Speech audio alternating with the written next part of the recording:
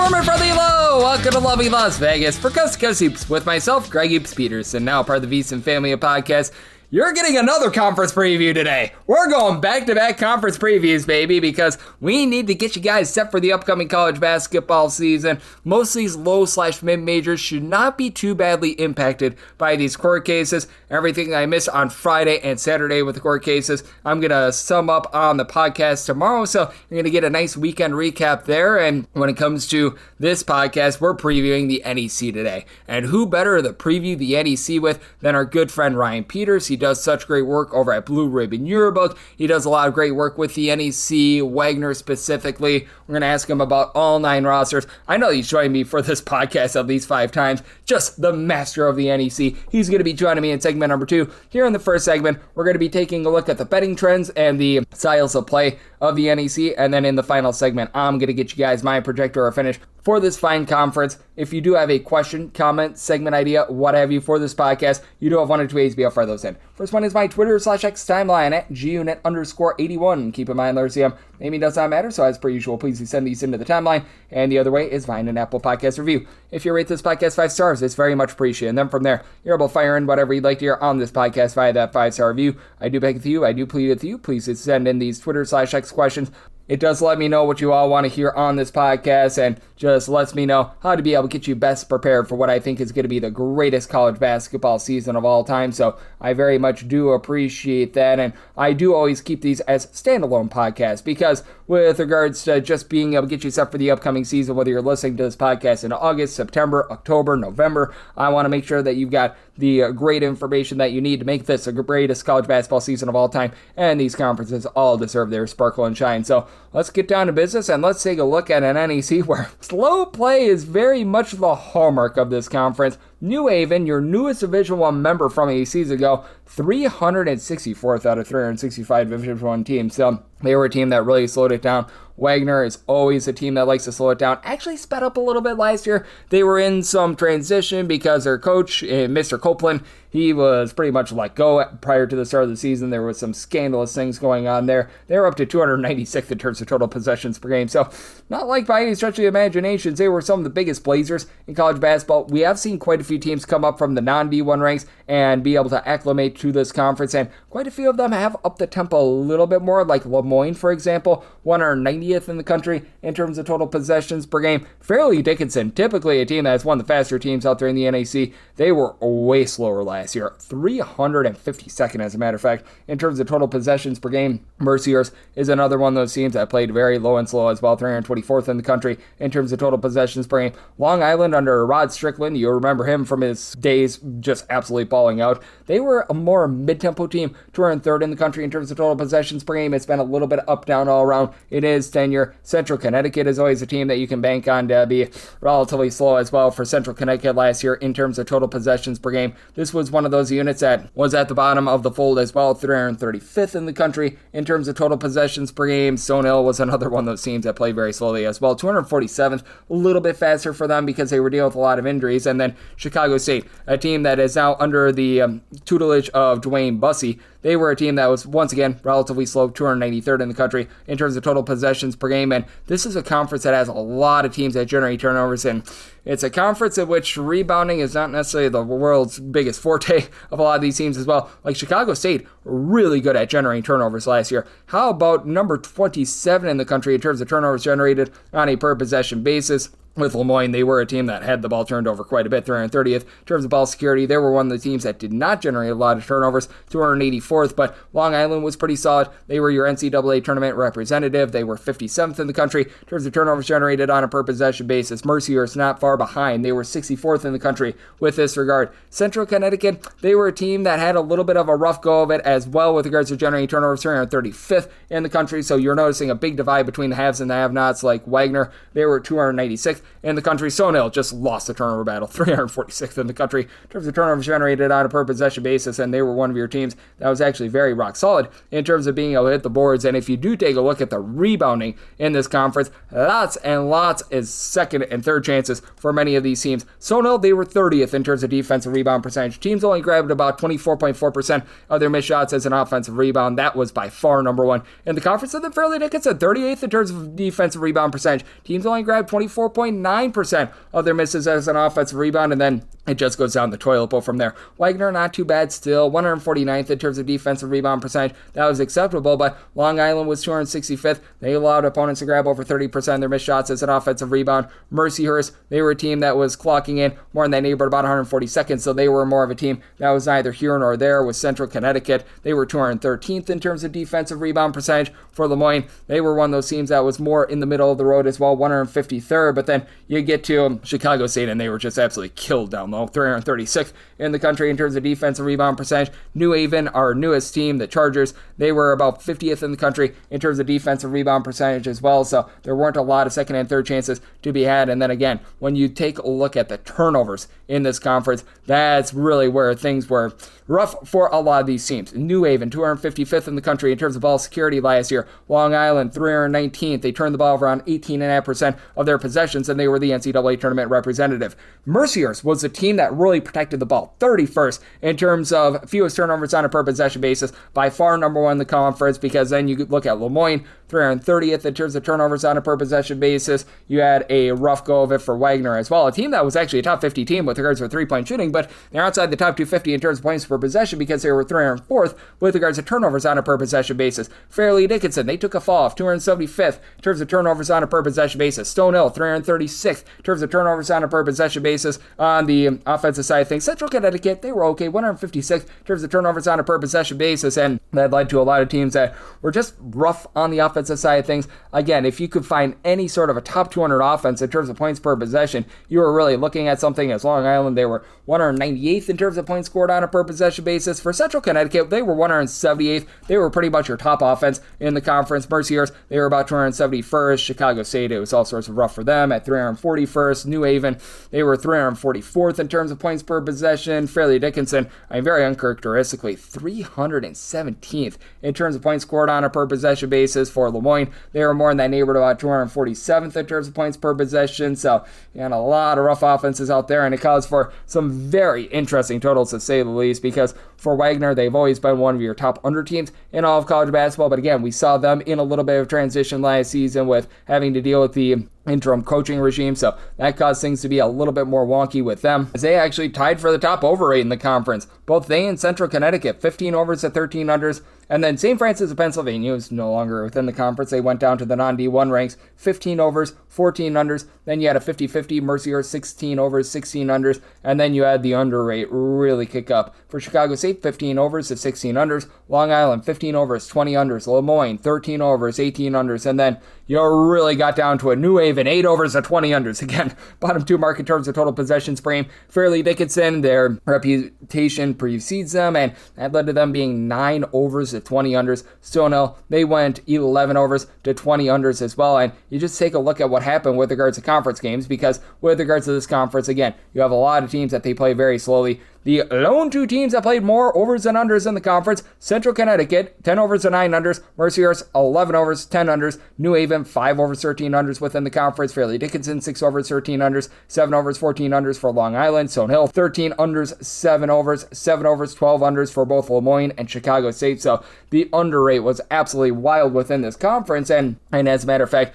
your top two teams, the under, they were top 15 teams nationally with regards to their under percentage. And then you take a look at this conference against the spread. You had one team that was just rough, Fairleigh Dickinson. Again, I think it's because we saw them win a game in the NCAA tournament a few seasons ago. As a matter of fact, 2 games, because they knocked off Purdue after winning in the first 4, 10, 18, and 1 against the spread. Rest of the conference was very solid, though. St. Francis of Pennsylvania, 13, 15, and 1 against the spread. They're no longer in the conference. And the lone other team that was really having a little bit of a rough go of it, Stonehill, and even they, 14, 15, and 2 against the spread. Long Island was 17 and 18 against the spread, 50-50, 15, 15, and 1 for Chicago State. And then Lemoyne, 16 and 15 against the spread. Central Connecticut, 14, 13, and 1 against the spread. New Haven was 15 and 13. Wagner was 16 and 12 against the spread. And then Mercyhurst, 21 and 11 against the spread. Absolutely tore it up, and What I think is interesting about this conference is that because all these teams are based out there in the Northeast, you don't have a ton of travel. That led to these teams being very solid on the road, aside from Fairleigh Dickinson.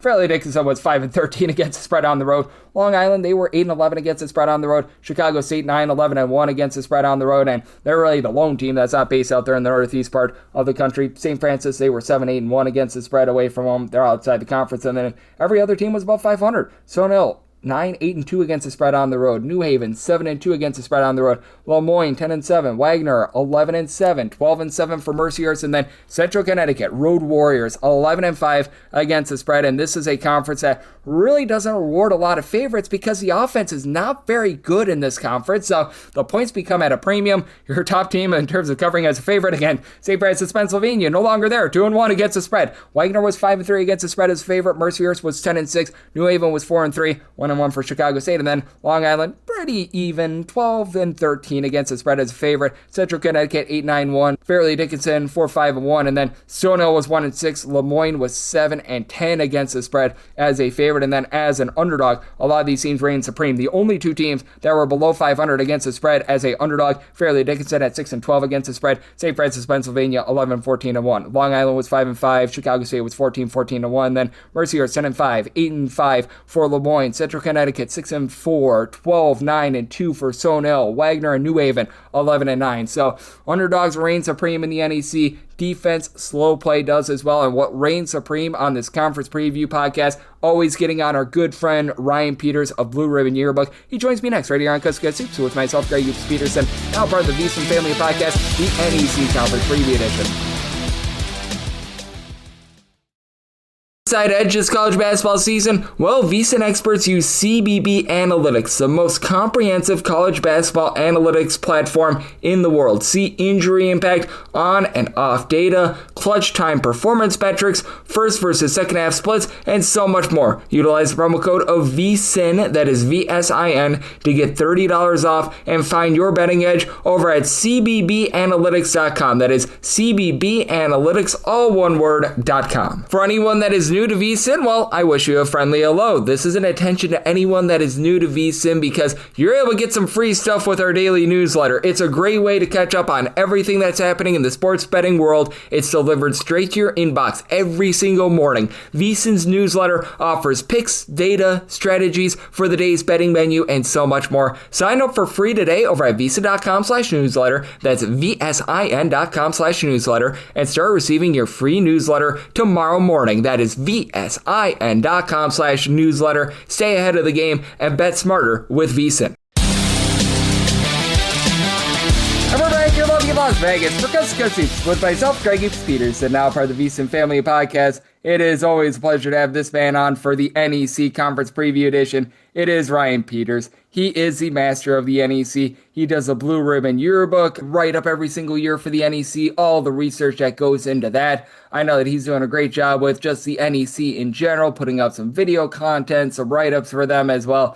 I was about to say you can follow him on the old Twitter/X, but Twitter/X has not been kind to Ryan, but you're able to catch him all across the internet. If it's NEC related, Ryan probably has his fingertips all over it. And Ryan, it's always a pleasure, my friend. Thank you. My pleasure, Greg. Sad that Twitter inexplicably suspended my account, but it is what it is. I'm still happy to, follow the league and write about it in Blue Ribbon. And thanks for finding me. I don't know how many years we've done this. It's been a while, so I'm happy to be back with you for another one. Absolutely. It's been at least 5. I know that much, probably even more than 5. And the team that we have previewed the least with regards to this NEC podcast, that would be the newest member of the Division I ranks up until this year in New Haven. This is their second year in the NEC, and want to get your thoughts here because they were able to do a really good job in slowing down teams last year. Obviously, offense left a little bit of something to be desired, and seems as though they're going to be looking to a lot of non-Division I transfers like a Musa Kamara this season with losing a lot of last year's roster. Yeah, I think Ted Hoderling did a really good job last season to go 9-9 in league play, to have a couple non-conference wins when literally New Haven announced that they were going Division 1, I think in March. So it was kind of a race for Ted Hoderling to get everything set up and done. And I think this year he's really relying on kind of retention. He has 4 freshmen from last year coming back. You look at Tayshawn Steele, he was an all rookie member last year. He's just a guy who affects winning in many different ways. He's athletic. He's efficient offensively, a good rebounder, solid block rate. He'll take a charge for you. So I think Ted Hoderling's expecting guys like Steele and other players, like Zumana Traore to take that step up as sophomores, like we saw with Mercyhurst last year, whether it was Kadir Martin or Jake Lemelman. I think Ted Hoderling is expecting these sophomores now to come up and take a big step, and then Kalemi Briggs, I think he's kind of the wild card as the graduate guard coming back at 6'3". Last year, New Haven was 7-0 when he scored in double figures. So if he could find his shooting stroke and get to a more consistent level with his scoring, he's got a sweet lefty shot. He's efficient inside the arc. He can shoot the three really well. And so if he steps up as kind of that graduate leader for this team, they're going to be very competitive once again. And they bring in the kid Andy Ramirez from Richard Bland College. I know Hoderling likes him a lot. He's a tall 2'3". The thing about him is he gets to the free throw line a ton. He got to the line last year 189 times. So obviously he's difficult to keep in front. And so they got a number of guys. You mentioned Kamara, Danny Young they like. He had some Division I experience 2 years ago at Cleveland State, now comes back after a productive year, 16 points per game at Salt Lake City Community College. So New Haven's going to be a factor again. Ted Hoderling's a great coach. He does a really good job with the defense. They don't hurt themselves. They do a good job taking care of the ball, getting back in transition D, rebounding the basketball, and I expect another productive year out of the Chargers. Yep, I do think so as well. Now, for New Haven, probably going to need to improve that offense, but boy, they were able to get games at their tempo, and that's so powerful in this day and age of college basketball. And this team, I think, is interesting because Stonehill, in my opinion, just got dealt a bad hand last year. They were a bottom 10 team in terms of points per possession. That'll certainly pick up with Will Batchelder coming back. He was limited to 3 games. He was averaging double figures. If I'm not mistaken, began his career over at Holy Cross. And then my favorite football player of all time, GUnit_81. The 81 is for Anquan Bolden. They bring in his son, Anquan Bolden Jr., played at Buffalo, Florida A&M, so I'm instantly a fan of Stonehill right here. They bring in Amari Allen from Maine. I do think that Batchelder coming back is going to be so key. They do lose some of those good rebounders from a season ago, but I do think that for Stonehill, a clean bill of health for that backcourt is massive. Yeah, Will Batchelder getting hurt last year really hurt them because he was going to be their starting point guard. He was going to be the guy who spaces the floor, and he had a good 2-3 games for them, but then got hurt, never came back. He's still working his way back from injury, but Chris Krause expects he'll be ready for the preseason, and he'll be their starting one man. He is definitely a difference maker. He could be a guy who's a double-digit scorer. He could facilitate for others, maybe 4 or 5 assists a game. So they really need good health out of him. But then Krause, we're going to talk about the NIL a little bit. He doesn't have a ton of NIL to work with, so he's kind of making some bets here. He brings in like Devin Arlington from Yale, a career 37% three-point shooter, but it's a small sample. He's played behind some really good guards on those Yale Bulldogs teams. Last year he played a third of the team's minutes on a 24-win team. So Krause is hoping he takes a step up. He's a competitive, extremely well-coached kid. You mentioned Anquan Bolden. He's really athletic, can finish in transition above the rim. If you could get him to utilize his assets defensively, that's a win. Jack Dale comes over from St. Anselm, a winning St. Anselm program. I went to the Division II NCAA tournament, averaging 13 points a game. He played 2 seasons at Navy, so he knows what it's like to play Division I. And then kind of the wild card here is Felipe Patino coming over from Southern Miss. I don't look at his Southern Miss numbers that much because he didn't play very much, but as a freshman at Eastern Florida State College, he averaged 10 points a game and shot 48% from 3 on 145 attempts. So at 6'4" in the NEC, if you could shoot the ball with that kind of regularity, that could be a weapon for Chris Krause and Stonehill. So I think, like New Haven, I think they could hover in the middle of the pack and have a chance. The range of outcomes is pretty wide for the Skyhawks. They could finish in 3rd, or they could finish in 9th. It really depends on how these guys gel. Yep, it certainly does. They're banking on some guys that maybe they don't have the world's biggest sample size, but they certainly do have some upside, and that has me very intrigued, as Ryan Peters does such great work over at Blue Ribbon Yearbook, joining me right here for the NEC Conference Preview Edition of Coast to Coast Hoops. And then I think Chicago State is really interesting because Cameron Foreman, he comes over from the non-Division I ranks over at Benedict, where he was rock solid. It's very clear Chicago State's going to need to work on themselves down low. Their two-point shooting percentage, offense and defense, left something to be desired, but they really found something on the defensive end, being able to generate turnovers. Amari Caraway, he's a guy that I really like, coming over from Charleston Southern as a part-time starter for them last year. And I really think the X factor is Marcel Bryant. I think that he could really sure things up down low. A few seasons ago when he was over at Prairie View, he was averaging like 10 points, 5 rebounds per game. Want to get your thoughts here, because for Chicago State, retention, it's a little bit here nor there, but I think that Chauncey Gibson as well, he's a guy that could be a big upside guy and take a leap forward too.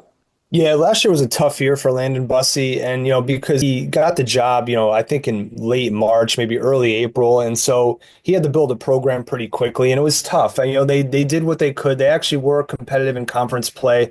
They ended up winning 5 games, but he got guys like C.J. Ray and Marcus Tankersley and Doyle Cockerill. They were pretty good players for him. So I think in year 2 now, you look at Bussey's track record at Alcorn State. He won the regular season title at Alcorn State in year 2 and 3. So you're expecting him to make that second year jump. And, he's too good of a coach not to. So I brought him up. I do like Cameron Foreman a lot. I do like Marcel Bryant. There's a lot of unknowns in this team. And quite frankly, I haven't talked to Coach Bussey. I will talk to him for Blue Ribbon next week. They're certainly a factor. I think defensively, they've always been a very good team, especially at Alcorn State. And I think that's going to eventually translate over. I kind of throw away last year at Chicago State because, like I said, it was a difficult situation for Coach Bussey.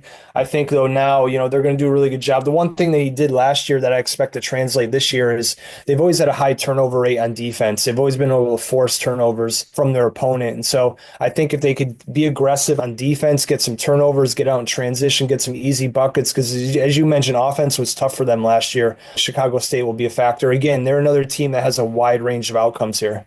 Yep, they certainly do. And with Chicago State, they're really banking on a guy like a Bryant who dealt with a little bit of injuries towards the back half of his tenure out there in the SWAC. If they're able to get a clean bill of health from him, I think that that's going to be massive. And then this team is so interesting because we remember a few years ago, Fairleigh Dickinson, they were the toast of mid-major basketball with knocking off Purdue in the NCAA tournament. Feels like things have just very much changed ever since Tobin Anderson left, because this isn't a team that was based as much around guards last year, as much as it's become a team that's been a little bit more built on defense and big men. They bring in Bull Agu, who was over at St. Peter's last year. I think that he's got some upside. They've got 6'9". I'm going to probably get the same incorrect. Pavle Stosic, hopefully I got that one correct. He was over at 9. There we go. I like it. About 4 rebounds per game. Travis Terrain as well. He comes over from Austin P. I like these guys. It's not quite the Fairleigh Dickinson that we all know and love that was bombing it from 3, but certainly a team that when you look at the NEC, I always think that it's difficult to have really good, consistent low post play, and Fairleigh Dickinson has been able to find that. Yeah, last year was a tough year for Jack Castleberry. They ended up going 11-21. It wasn't the year that he envisioned. They just had to play. They had to play slower. They were one of the slowest tempos in the country. They were really good at rebounding the basketball, especially on the defensive end, but they just didn't shoot the ball as well as Castleberry had thought or hoped. And so this year, I think he really put an onus on getting more length and athleticism onto this roster because he really wants to be able to shoot the 3. He really wants to be able to quicken the pace. And he kind of knows, FDU under him in the last 3 years has had, they've had middling type of seasons. They've had some success. They've finished a little bit in the upper half of the league, but I think they certainly have the potential on this team to do it. They returned the NEC Rookie of the Year in David Jevtic. So having him a second year, he came over from Europe last year. He's an extremely gifted player, but he needed time to adjust to the physicality of Division I. And now that he's added strength, he's added physicality to his game. He's really skilled. At 6'8", he's kind of a mismatch nightmare at the 3 or 4 spot. I think he's going to take that jump. And then you got a guy like J.R. Jacobs who played 2 years ago in New Orleans Division I. He's going to be their point guard. He could average 5 assists a game. I think he's really dynamic in transition. He could really create for his teammates. Austin Ratliff had 94 blocks in 2 seasons at community college. So he's a guy who gives FDU what they didn't didn't have last year, which was rim protection. That could definitely help the defense leaps and bounds. Vauncey Prophet's kind of a 3-and-D type of guy. He averaged 16 points a game for Bishop State. So there are pieces here. And you mentioned Stostick, too. He's got that pedigree where he was once recruited by Gonzaga. He went to Utah State. He played last year 31 games for Pepperdine, averaging 4-4. So obviously he knows how to play. And FDU, they like to run their offense through skilled 5 men. I think Stostick's going to have a big part of that. You could put him in the high post. He'll pass the ball. He could shoot it a little bit. He could drive. He's going to be really skilled in that respect. So I think there's some guys here that Castleberry has to work with. They have a little bit more length, a little bit more athleticism, and they're going to look a little bit different than they did last year. Yep, I think so as well, and I do think that there's quite a bit of upside with these guys we've seen Fairleigh Dickinson have just a lot of domination here in the NEC, been down a little bit the last few years, but I do think that that's going to come back, and for Central Connecticut, I thought their year was really interesting last year because, they were able to knock off a pair of teams that were power conference teams on the road. They took down Boston College and Rutgers, and then I would argue maybe they disappointed a little bit within the conference, but I always have confidence in James Jones. He's a guy that comes back. He's able to give you about 5.5 rebounds per game. This is a coach in Sean Sellers that knows what the heck he's doing. Victor Payne, the Payne train, was able to be a solid three-point shooter for the team last year. Felt like their defense was maybe lost midseason, came back towards back half of the season, and I do think that the way that the defense improved towards the back half of 2025-26 will lead to a better year for them within the conference this year. Yeah, Pat Sellers is a tremendous coach, and he has pretty much no NIL to work with. So he's trying to, basically recruit a roster without giving out any NIL. So that's obviously extremely challenging in any landscape in Division I basketball. But he's got some guys coming back that he thinks are going to take big jumps. You mentioned James Jones. He's just a glue guy. He puts everything together. He's a coach on the floor. He may not score a lot, but he's going to rebound, play defense. Roddy Jones can shoot the three. Daniel Jones is 6'8", shot 63% on his close twos last year. He could play the 4 or the 5 for Central. Jaden Mott's a guy who I think is going to take a big step. Sellers is really complimentary of Mott's ascension in year 2 as a Blue Devil. And then you got some guys coming in that they really like. They like Jace Johnson a lot. He comes over from Coach Cheese, averaging 14, 4, and 5. He's going to be a guy who maybe quickens the tempo a little bit. He's kind of really fast and kind of reminds me of Jordan Jones from 2-3 years ago at Central Connecticut. You mentioned Victor Payne. He's an athletic 3-and-D dude. Rappel Laurent, who comes over from UMass Boston, which is Division III. He scored 22 points a game, and Sellers, he doesn't mince words. He's usually pretty accurate when he talks to me every summer, and he says he's a physical 3-level scorer who's going to make an impact in the NEC. So I believe Pat. And then he's got a high IQ kid in Matt Goodwin coming over from England, good defensive motor, kind of sneaky athletic, can be a combo guard at 6'2". So there are pieces here. Obviously, he's kind of fighting uphill relative to NIL and whatnot, but he's such a good coach. They're so well coached. They always have a plan every preseason on how to attack it, how to scheme, what kind of rotations you're going to play. So I would never count Pat Sellers out. They've been near the top of the league the last 3 years. Regular season champs 2 of the last 3 years. I would expect them to be in the top 3 once again this year as well.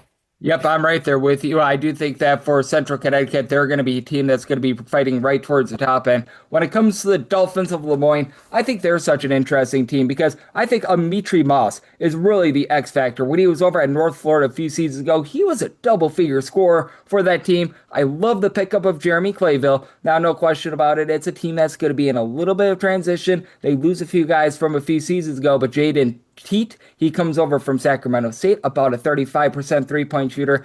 Do argue that Lemoyne needs to clean up the turnovers. They were a bottom 50 team in terms of turnovers on offense, but with Lemoyne, see a lot of upside with them, including Ty Francis, who comes over from Northeastern. Yeah, Lemoyne, I think, is really interesting. Nate Champion spoke to me and said, it's been easier to recruit this offseason because now Lemoyne is actually eligible for the NCAA tournament. They actually completed their transfer process, going from Division II now to Division I. So I think, he really likes the talent he brought onto this roster. You mentioned Amitri Moss. Last time I checked, it might have been 2 weeks ago. This could have been resolved, but he was waiting for a waiver to play for this upcoming season. I think he'll get it because he didn't play at all last year. Barely played anyway. He ended up getting hurt early. And the NCAA is the Washington Generals of the court system, too. Yeah. So, Moss, I think, will be back, and he'll be their starting point guard. And so he's he's kind of the key to all this. But they also bring in guys like, Jaden Teat, who played, 29 games last year at Sacramento State. Previously, he was a Utah guy. So obviously he's got that, pedigree, that high major pedigree. He's a long point guard, has a really impressive wingspan. He can be a really good guard for them. Clayville can shoot the three, as you mentioned. Stuckey, Caden Stuckey comes over from VMI. He's a rebounding monster. Damian King, is a guy who played, at UT Martin last year as a freshman and was productive on a good UT Martin team. It's 56% from two, really good offensive rating and via Ken Palm, good assist rate. So he's a guy who's going to be a factor. And then you mentioned Ty Francis. He's a guy who comes over from Northeastern, super athletic, has a really high ceiling. I don't know if it's going to pop right away for him, but if it does, he's a guy who could definitely get on an all-conference team. And if he is that kind of guy, he's going to be a big-time factor at 6'8" with his athleticism. He plays above the rim. He'd be a monster in transition. He'd be very difficult to deal with defensively. So there's a lot of pieces here for Lemoyne, and I do project them to be in the top half of the league now here in the preseason.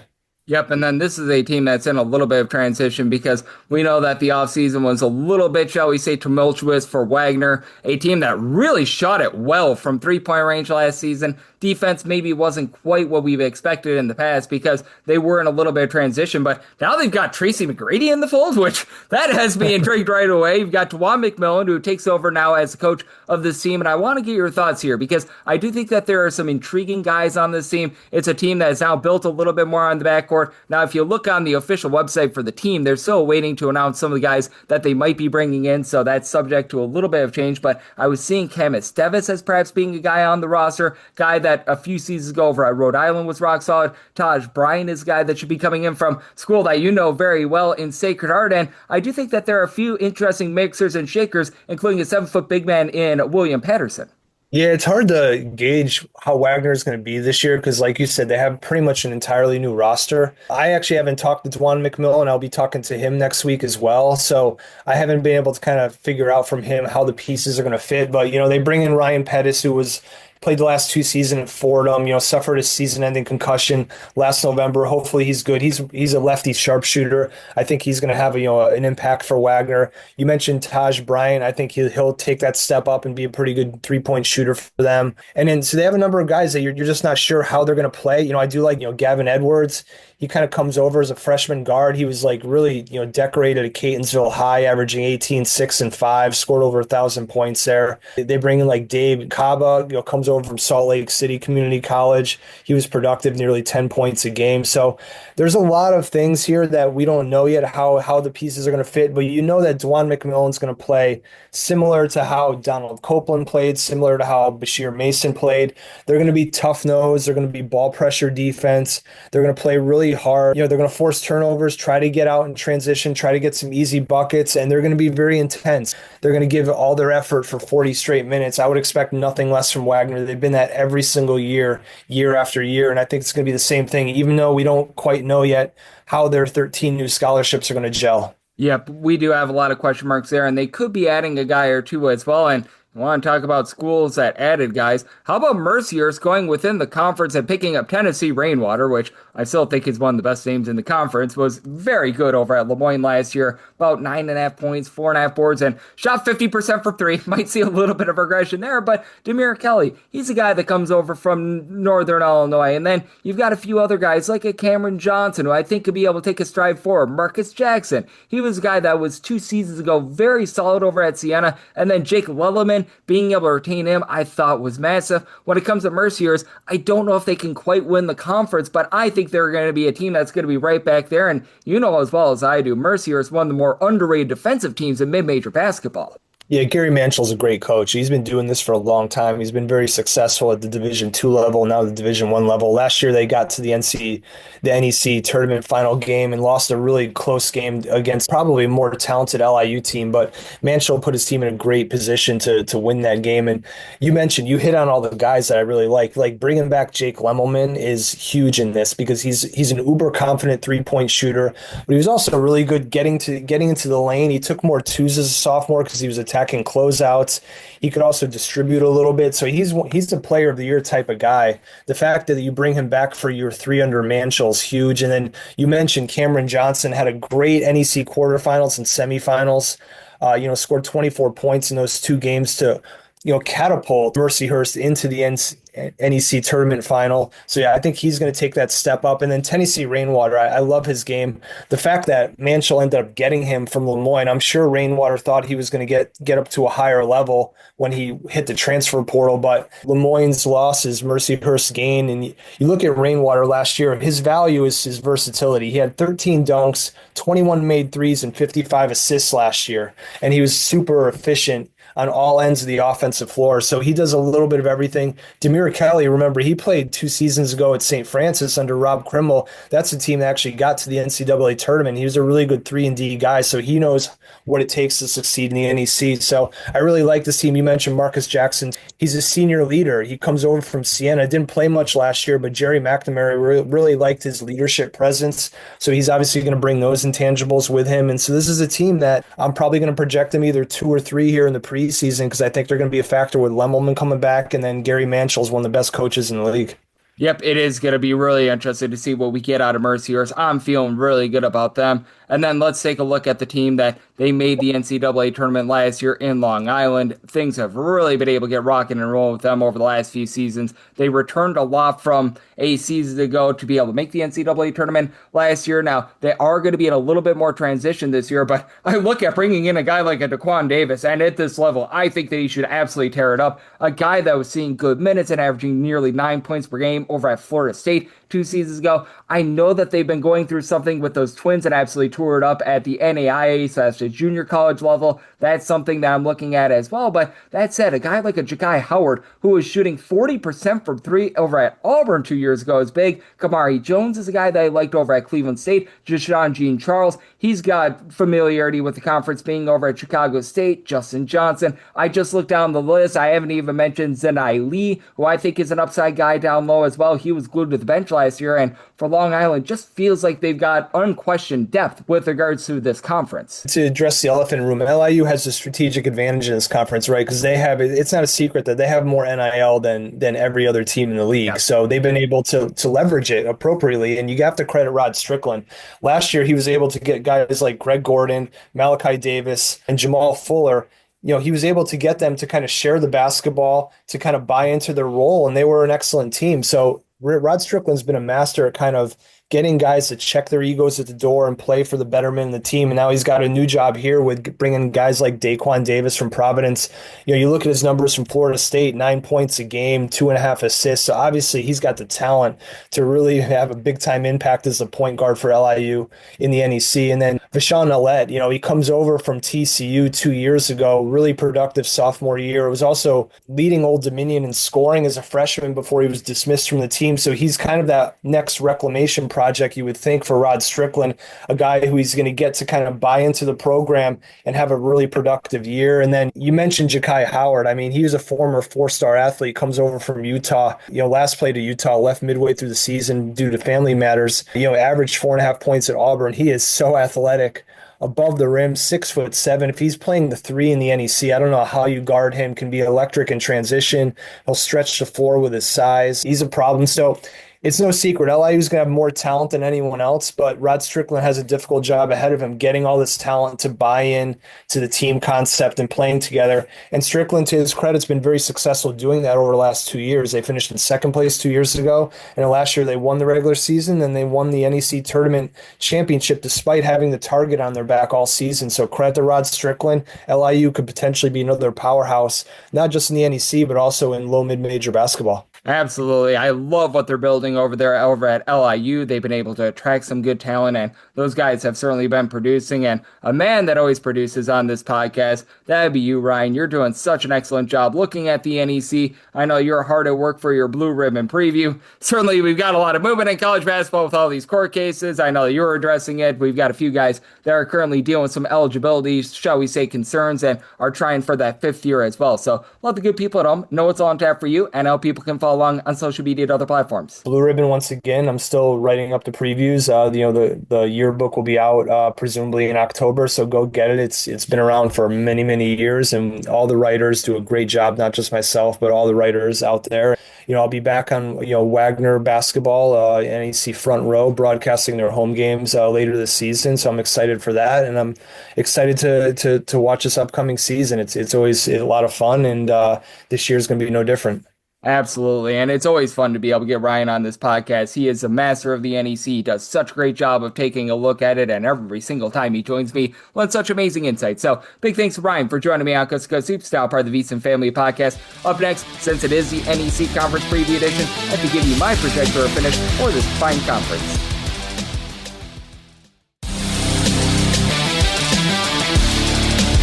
Here in lovely Las Vegas for Coast to Coast Hoops with myself, Greg Peterson, now part of the VSiN Family Podcast. It's always great to be able to get Ryan Peters on the NEC Conference Preview Podcast. This guy is the master of this conference. He does such a great job of taking a look at it. Year in and year out, it's a conversation that I always look forward to having. Big thanks to Ryan once again for joining me in the last segment. Now it is that time of the podcast to give you my projector or finish for the NEC. Again, because I am doing a conference preview today and have done one for back-to-back days. Anything that happened in college basketball on Friday and Saturday, that is going to be polished up on the podcast here over the weekend / very early Monday morning. I want to give as much sparkle and shine as humanly possible to these conference preview podcasts. And that way, whether you're listening in August, September, October, November, you're getting great information to be able to get set for the college basketball season. So how about without further ado, let's get into the projector or finish that I have for the NEC for this upcoming college basketball season. Number 9 in my projector or finish for the NEC, I have to go with New Haven,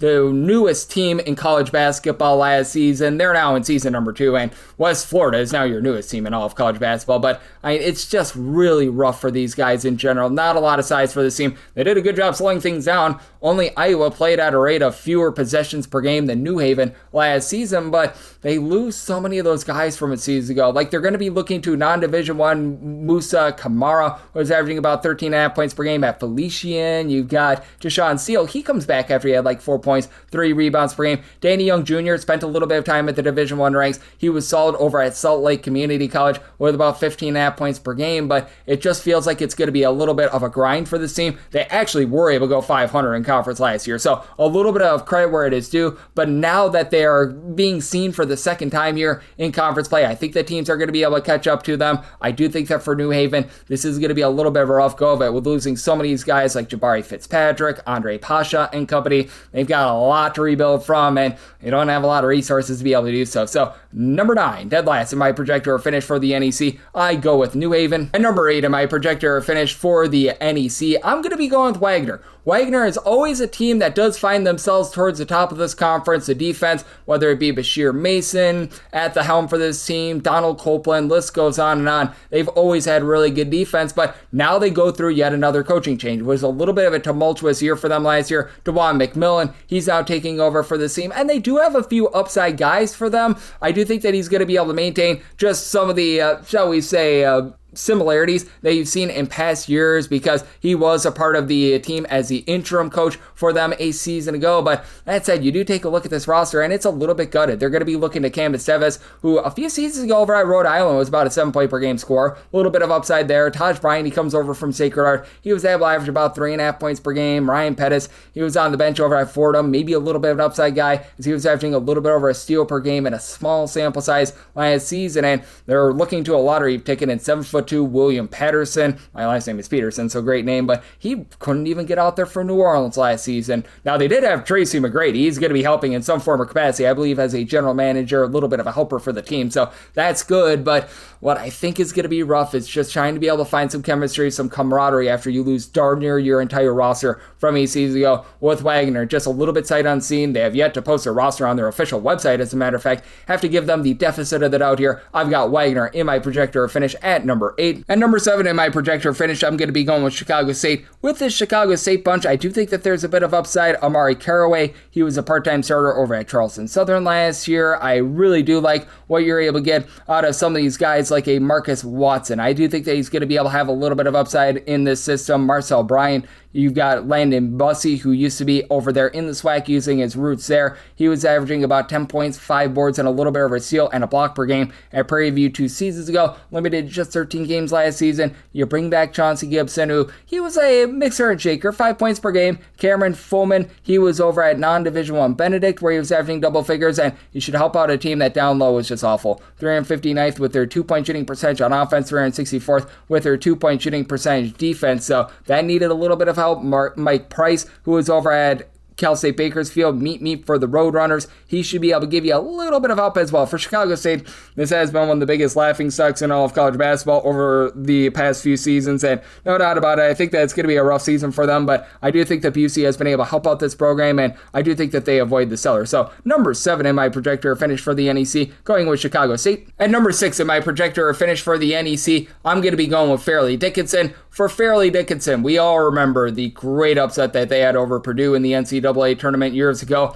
Back then, they were like the shortest roster in all of college basketball. We have really seen this coaching staff take things in a little bit of a different direction. You've got David Jetvich, who's going to be coming back, about 7 points, 3.5 rebounds per game, and they do have some decent size, but right now you just want to have the guard play that you used to see. For Fairleigh Dickinson, they fell outside the top 310 in terms of points scored on a per possession basis last year. Actually, a relatively solid team on the glass. They're going to be looking to some of these mix and match guys that really didn't find their footing at previous schools, like a Travis Terrain, who was averaging about 2 rebounds per game over at Austin Peay last season. This is a bunch at as well. They weren't necessarily great on defense. 278th in terms of points allowed on a per possession basis last year. Bull Ague is someone that comes over from St. Peter's. Should be able to help out on that front a little bit. And then I do like the fact that they've got Pavel Stosic, hopefully we got that correct, from Pepperdine, who is able to average 4 rebounds per game. The low post play should be solid, which out there in the NEC, you don't have a lot of solid low post play, but guard play, just not what it has been in past years for Fairleigh Dickinson.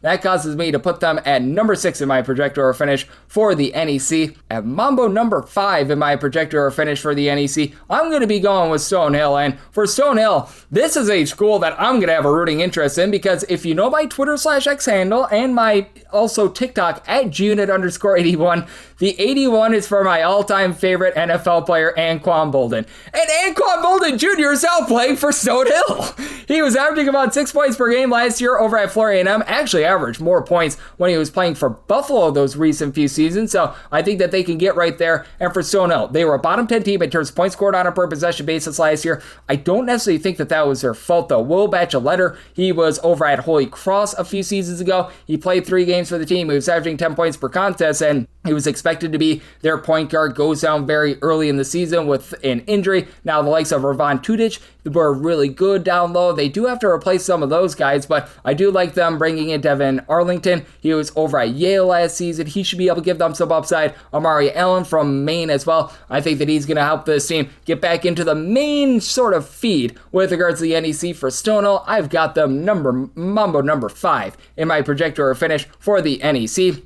And number 4, my projector finish for the NEC, going to be going with the Dolphins of Lemoyne. Now, with Lemoyne, they've got one clear weakness. It has been their weakness since coming up to the D1 ranks. Turnovers, they were about 330th in the country in terms of turnovers on a per possession basis last year. Now, they're still fighting for a little bit of eligibility for this guy, but Mitri Moss, he is the upside guy. He was over at North Florida about 2023-24 season. For them during that season, he was averaging 11 points, 3.5 boards, 3 assists, steal per contest. He's going to be the heart and soul of this team. They are bringing in Jeremy Clayville. He was over at the New Jersey Institute of Technology. He was averaging about 7 points per game, and Jaden Teat, he was over at Sacramento State shooting 35% from 3. He should be a nice mixer and shaker. Ty Francis from Northeastern should be able to help out as well. Now, they are going to be a little bit vulnerable down low. They do lose a guy who has a great name, Tennessee Rainwater, from within the conference. You'll be hearing about Mercyhurst a little bit later, but I do think that for Lemoyne, having this good backcourt, having guys that are able to bomb it from 3, and ever since they entered into the Division I ranks, they've been a very good team at home. That is going to get them into the upper half of the NEC. I've got this team at number 4 in my projector finish for the NEC. And number 3 in my projector finish for for the Northeast Conference, I'm going with Central Connecticut. I just do not want to be betting against this coaching staff. We have seen them time and time again do a tremendous job.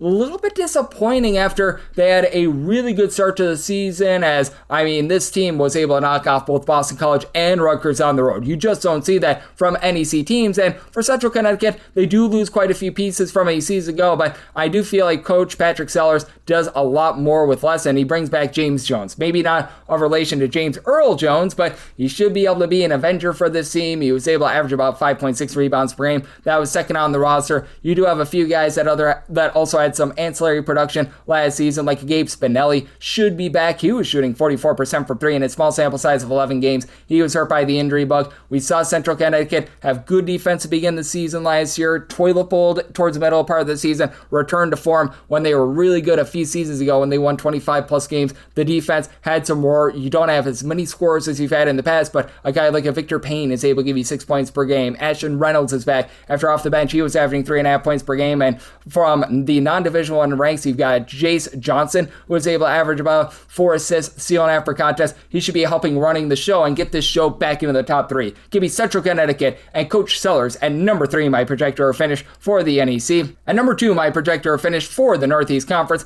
I'm going to be going with Mercyhurst. Mercyhurst was one of your most profitable teams against the spread in all of college basketball last year. As a matter of fact, they covered over 62% of their games against the spread, and now they bring in a great name, Tennessee Rainwater, from within the conference. He was over at Lemoyne, giving you 9.8 points, 4.3 rebounds, and I don't exaggerate when I give you this number. He shot 50% from 3. Do you think that that's going to be falling off a little bit? But still, you're going to be bringing back Jake Leleman as well. He was a heart and soul piece of this team last year. 14 points, 3 assists per contest. Now, losing Katir Martin is going to be rough. That's going to cause them to have a little bit of a fall off down low, but this is still a team that was the top 75 team in terms of turnovers generated on a per possession basis. Did a nice job guarding the 3 ball. They really love to slow you down. Bottom 35 team in terms of total possessions per game. They're a team where it's like going to the dentist against them. And you've got Marcus Jackson, who 2 seasons ago over at Siena, he was averaging 6 points, 4 rebounds per game. He should restore some roar down low. Bring in DeMar Kelly as well from Northern Illinois. He was able to contribute about 3 boards, 5.5 points per game. I do think that Mercyhurst continues to take strides forward in this conference. They have acclimated really well to the Division I ranks, so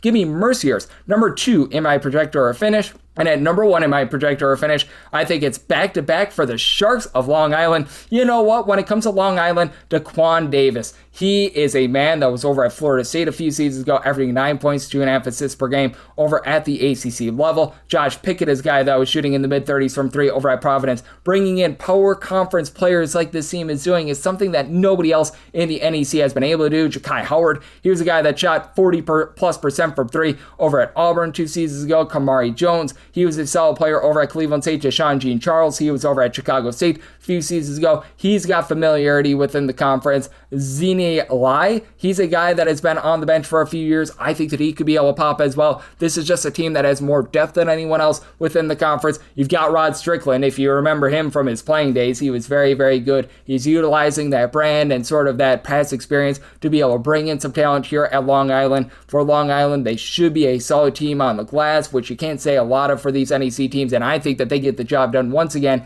and become number 1 in the NEC for this upcoming season. And that'll wrap things up for the NEC Conference Preview Edition right here on Coast to Coast Hoops, now part of the VSiN Family Podcast. Big thanks to our guy Ryan Peters. Does such an amazing job over at Blue Ribbon Yearbook looking at the NEC. He joined me in last segment. If you do like hearing from this fine podcast, Coast to Coast Hoops, you're able to subscribe wherever your podcasts, Apple Podcasts, Google Play, Spotify, Stitcher, and TuneIn. If you have a question, comment, segment idea, whatever you for this podcast, you do have 1 to 2 ways to be able to fire those in. First one is my Twitter/X timeline at gunit_81. Keep in mind, letters CM, they mean does not matter. So, per usual, please do send these into the timeline. And the other way is find an Apple Podcast review. If you rate this podcast 5 stars, it's very much appreciated. From there, you're able to fire in whatever you'd like to hear on this podcast via that 5-star review. And I'm with you guys every single day on this podcast. Here in the off season, we're looking at all that we're getting in these court cases, doing conference previews just like I've done the last 2 days. And then once we get back in season, picks and analysis on every single game, every single day. We've gone over 2,440 straight days without a missed podcast. So you know that this show is going to be continuing to roll, and we'll be back with you once again tomorrow. Thank you so much.